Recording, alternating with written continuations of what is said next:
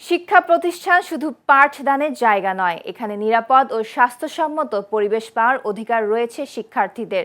কিন্তু রংপুরের পীরগাছা উপজেলার বিভিন্ন শিক্ষা প্রতিষ্ঠানের শৌচাগারের নোংরা পরিবেশ ও পানি সংকটে চরম স্যানিটেশন ভোগান্তিতে পড়েছে শিক্ষার্থীরা। বিস্তারিত দেখুন মোহাম্মদ আলমগীর হোসেন পাচোয়ারির প্রতিবেদনে।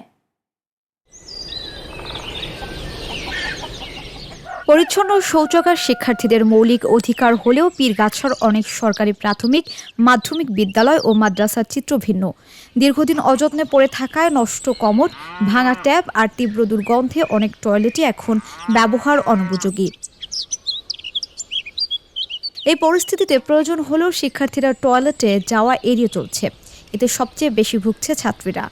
দীর্ঘ সময় বাথরুম চেপে রাখায় তারা পড়ছে নানা স্বাস্থ্য ঝুঁকিতে। আমাদের বাথরুমে সাবান নাই, টিস্যু নাই, বাথরুমটা অনেক নোংরা হয়েছে। বাথরুমে অনেক দুর্গন্ধকর, সাবান নাই, আমরা যেতে পারি না। আমাদের বাথরুম অনেক নোংরা, আমরা অনেক সময় নোংরার জন্য বাথরুমে যেতে পারি। টিস্যু নাই, পানির ব্যবস্থা নাই এবং দুর্গন্ধ, তো যার কারণে আমরা বাথরুমে যাই না। আমাদের বাথরুমের অবস্থা খুবই খারাপ, কারণ আমাদের বাথরুমের অনেক দুর্গন্ধ করে, কোনো টিস্যু নাই, কোনো পানির ব্যবস্থা নাই। অভিভাবকদের ভাষ্য, স্বাস্থ্যসম্মত পরিবেশ ছাড়া মানসম্মত শিক্ষা নিশ্চিত করা সম্ভব নয়। অপরিচ্ছন্ন বাথরুম শিশুদের শারীরিক ও মানসিক স্বাস্থ্যের উপর নেতিবাচক প্রভাব ফেলছে বলেও তাদের অভিযোগ। স্কুলে বাচ্চা কাচ্চা দিয়ে পাঠাই পড়াশোনার জন্য, বাথরুমের পরিবেশ ভালো না, এই জন্য বাচ্চা কাচ্চার অসুখ বিসুখ বেশি হচ্ছে। স্কুলে পাঠায় শিক্ষা ও ভালো পরিবেশের জন্য, কিন্তু সেখানে যদি বাথরুমের পরিবেশ ভালো না হয় তাহলে সেটা শিশুদের জন্য ঝুঁকি।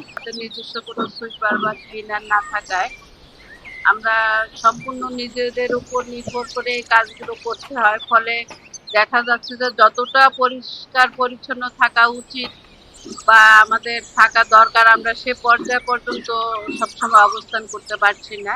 এতে অবশ্যই বাচ্চাদের অনেক সমস্যার সৃষ্টি হবে, শারীরিক সমস্যা হবে, বিভিন্ন ধরনের অসুখ হবে।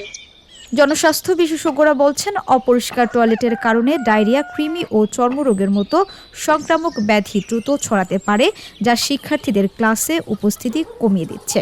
আমরা সকলেই জানি যে অপরিচ্ছন্ন জায়গায় জীবাণু সংক্রমণ বা জীবাণুর পরিমাণ অনেক বেশি থাকে।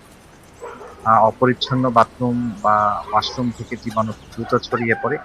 এতে শিশুদের ডায়রিয়া, চর্মরোগ, এসটিডি সহ অন্যান্য আরও বিভিন্ন ধরনের সংক্রমণ ছড়িয়ে পড়তে পারে।